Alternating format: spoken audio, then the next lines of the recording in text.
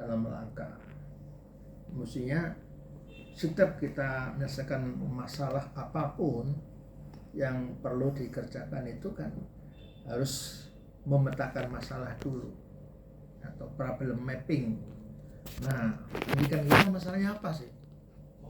Nah, itu tidak sedikit, itu banyak masalah. Nah, setelah itu baru menentukan prioritas, mana yang disegerakan, mana yang bisa ditunda.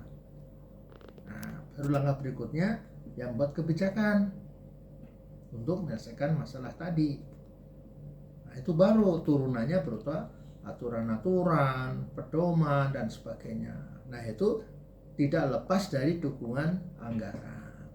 Jadi jangan sampai kita membuat peraturan dipaksakan tapi tidak bisa dilaksanakan. Contoh, dengan aturan bahwa 20% APBN itu untuk pendidikan, nyatanya kan tidak pernah dilaksanakan.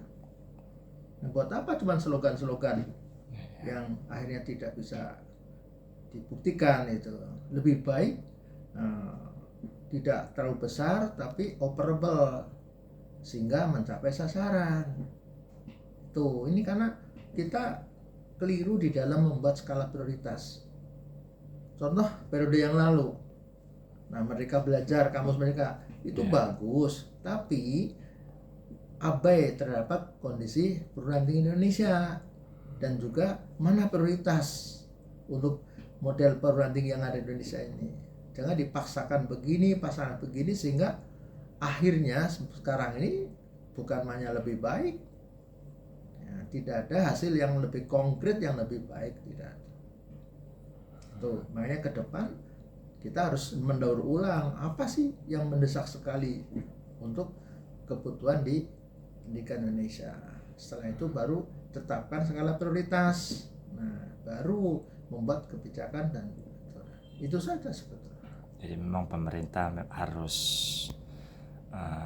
berkinerja akan anggaran daripada pendidikan harus juga realistis. ya. Dalam arti kemampuan kita sampai di mana, jangan mengejar sesuatu yang kita belum mampu. Satu, yang kedua, masyarakat juga keliru membuat komparasi, misalnya dengan Vietnam, dengan Singapura, ya salah besar. Nah, di sana penduduknya berapa? Di Vietnam berapa? Tidak relevan dibandingkan Indonesia. Termasuk kabinet yang gemuk. Khusus untuk pendidikan, saya setuju. Sekarang dipecah karena ada skala prioritas. Untuk pendidikan tinggi, untuk pendidikan dasar menengah, itu beda kebutuhannya, tujuan jangka panjangnya lain. Betul. Nah, jadi sah-sah saja dipecah jadi 3 menteri daripada satu menteri amburadul.